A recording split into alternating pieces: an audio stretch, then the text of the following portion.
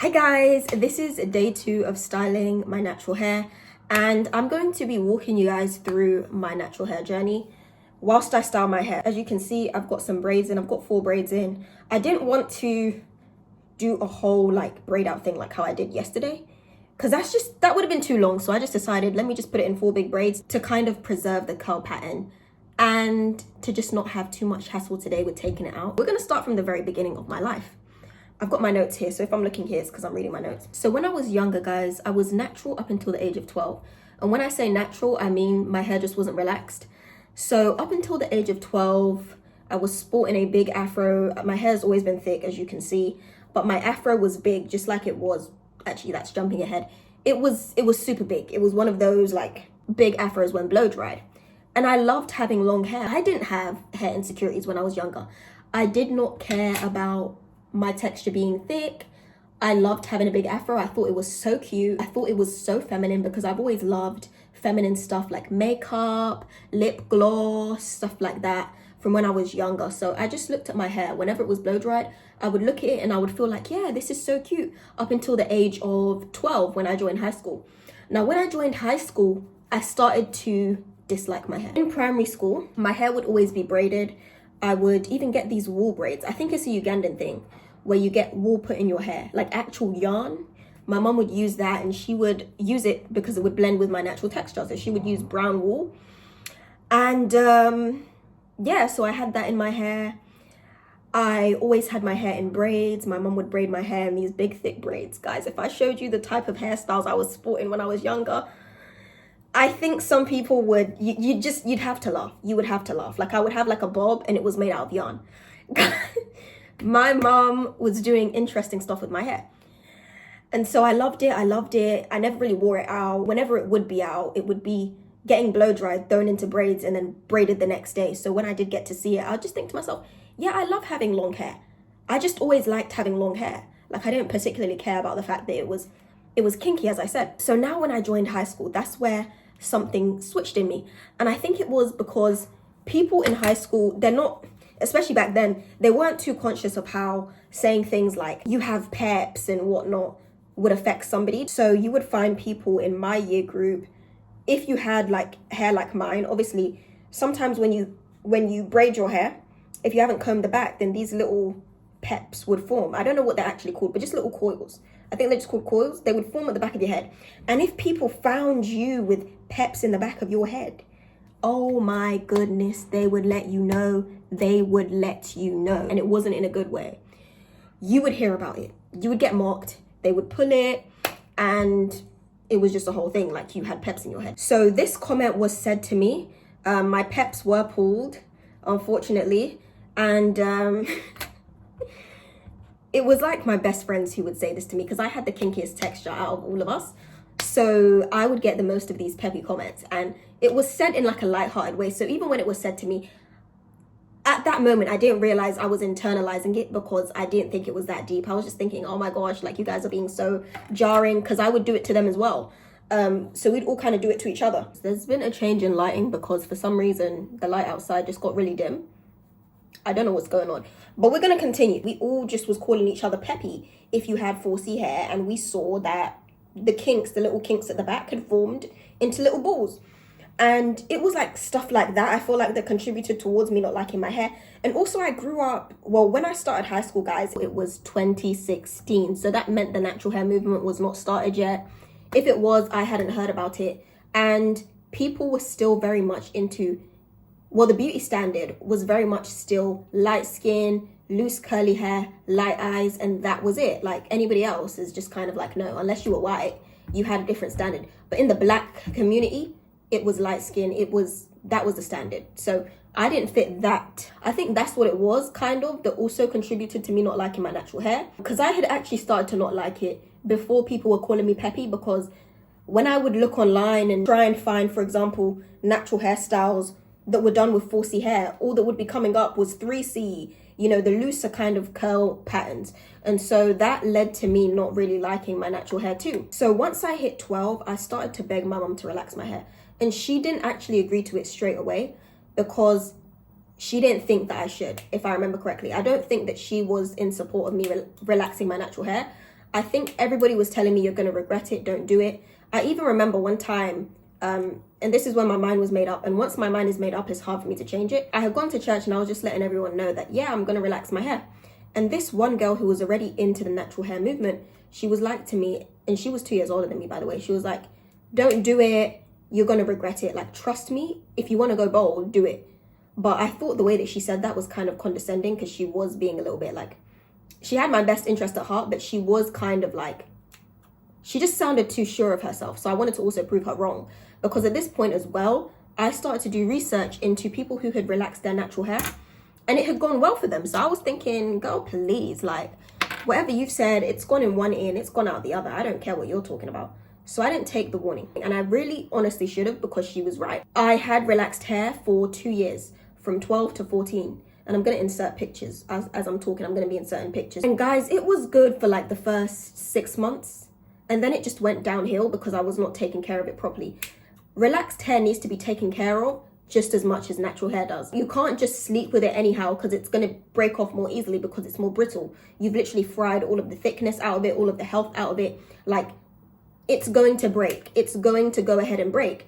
And I just was not being cautious with how I was looking after my hair. And so after a couple of months, my hair started to break, and I would relax it, I think like once every 4 months. My mum would relax it for me. And yeah, I loved it for the first 8 months. And then I realized I made a big mistake. And so 2 years down the line, my hair looked like string cheese. Every time I would wash it, it looked like string cheese. It would clump together. When I would blow dry it or like put heat in it to dry it, it just would be breaking out. Like, I would wash my hair and so much clumps would fall out. Like, I realized I'd messed up. And obviously, when your new growth comes in, if your hair is 4C, it'll be like very thick at the roots, relaxed on the ends. And when I started to relax my hair from 12 to 14, I wore my hair out a lot. So I wasn't wearing braids. I would do, you know, those little sponge buns? I would do like a slick hairstyle and put the little sponge in, and I was doing that. And every single time I was having to decrease the sponge size because it was getting shorter and shorter. And I realized it was really bad, because at a certain point, it was hard to even get my hair to fully form around the bun without it looking scarce. So that is when I knew I had messed up completely. And so me seeing how much my hair was damaged is what made me want to revert. And I think the natural hair movement had started by the time this happened to me, because I started to grow my hair out, my relaxed hair out at 14, which would have been 2018. And I think that's when the natural hair movement really, really kicked off. On the global scene in both America and the UK. Around 2018 is when I decided to start going natural, and it was purely because of the natural hair movement. That's what gave me the confidence to start, because I was seeing everybody sporting their afros. I was seeing people talk about how having 4C hair is beautiful. I think eventually the natural hair movement did get kind of hijacked by people with looser textures, but initially I was seeing a lot of love for like the 4A, the 4s of it all, the 4C, the 4A, the 4B. And so that really motivated me to want to see how my hair looked. Because at this point, guys, the last that I remember of my hair was that when I was 12, I had a really big afro. I didn't remember how it felt. I didn't remember how it was to have that kind of my actual texture on my head. Because remember, I wasn't even really wearing it out, because it was my mum who was doing my hair. So the hair would be out and in, out and in, out and in. And when I would have braids in, I would have them in for way longer, because my mum had to do me and my sister's hair. So I would have them in for like 4 months, 3 months, and she would change it every time there was a holiday, or if it got like really bad, if it just looked too overgrown, then she would change my hairstyle. So from 14 to 17, I took the conscious effort to grow my hair. I was putting oil in it every day. I was massaging my scalp like this for at least 30 minutes a day. I was making sure that if I used gel on my edges, I would use oil to take the gel out of my edges, just to make sure my edges didn't break. Like, I was treating my hair like it was my baby. And I grew it from 14 to 17, which is 14, 15, 16, 4 years. So by 17, my hair looked like this. And guys, every time I look at that picture, I feel bad. Like, I really feel like remorse for what I've done to my hair, because as you can see, it is half of that length now. It took 3 to 4 years to ruin my hair. Because I will say right now, my hair isn't in a state of ruin, but it was so prosperous compared to how it looks now that you just can't compare the two. 4 things contributed to the demise of my afro: weave, bust down braids, knotless braids, and gel. Okay, so we're gonna start with the weave. When I was 17, when I took that picture that I just showed you, I think a couple of months after that, I got a weave in. I got a side part weave, and it was with yaki hair, so I thought it would all be fine. My hair didn't even blend. My hair did not even blend. Like, that's what pains me the most. I ruined my hair for weave, and it didn't even blend. Like, was it worth it? Was it actually worth it? Like, I'm trying not to be hard on myself because you live and you learn, but I got a side part weave. That was a mess. After taking that out, my hair broke off, but not too much. And I feel like that should have been a warning sign to me. But when I started uni at 18, which was a year later, I got another weave. And this time it was a middle part. And I had told them to leave out the sides. They didn't want to leave the sides out, but I said, no, leave them out. They left them out. Fast forward, I had that weave in for 2 months. And after taking it out, guys, this front section of my hair and the sides were just gone. They were just gone, guys. They gone. And I don't know how I realized that my leave out was getting shorter and shorter by the day, because I was straightening it every other day. And at one point it was from here to like here. And then it went, by the time I took the weave out, it was this length. It was that length, guys. I'm not exaggerating whatsoever. I don't know if I have pictures because I think I was too heartbroken to even take pictures. But I was frying my hair off. I was in a state of delusion. Like, I was clearly not thinking straight. I was not thinking straight. I can't say that I was in my right mind, because why would anybody in their right mind do that to themselves? I'm trying to like bunch my hair up in one puff. Let me see if I can do this. Sorry guys, give me a sec.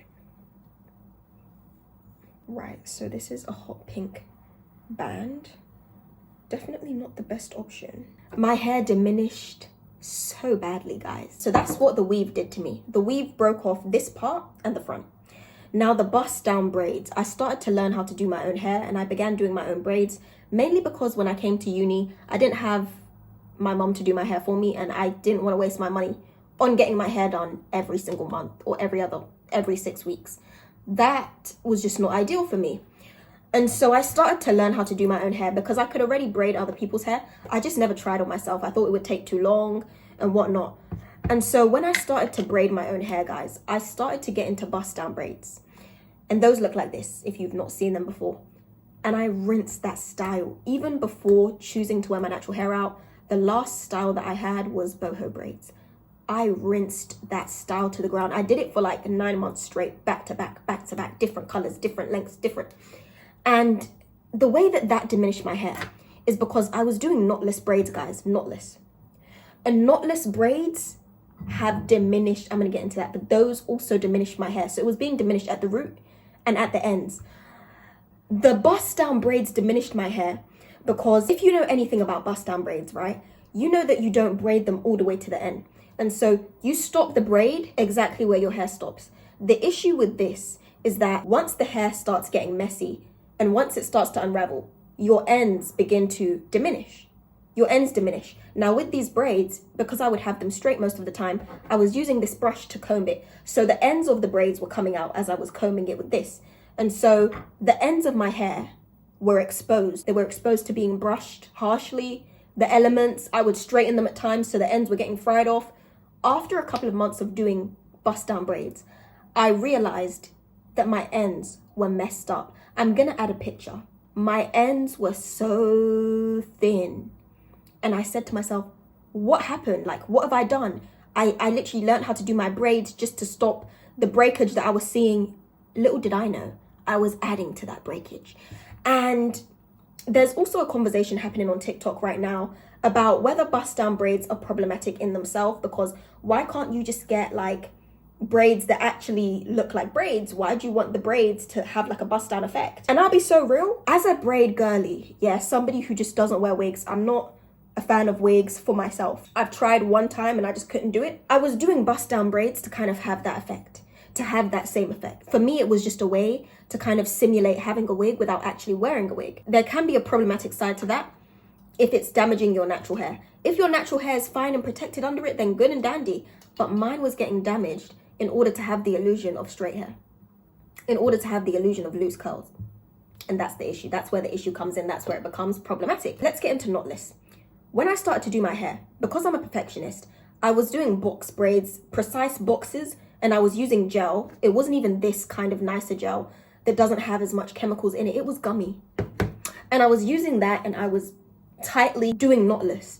And so when you do knotless, guys, your hair is not protected. When you have the knot, that kind of puts a wrapper over your hair. It conceals your hair so that your hair is protected by the weave that's covering it when you're scratching it or when you're moving around on the bed and your hair's getting messed up. It protects your natural hair. When you're doing knotless, your hair is not protected. It's open to the elements. It's open to your mattress. Any harsh thing that touches your scalp, your hair, your actual hair will take the brunt. It's not the braid. And so I realized also after a while, my natural hair had taken a big hit, guys. So I realized after a while that my roots had diminished. So you can kind of see the gradual breakdown that's happening here. My roots diminished. And the gel was also bad because of the chemicals that are inside the gel. It wasn't good, guys. It wasn't good for my edges.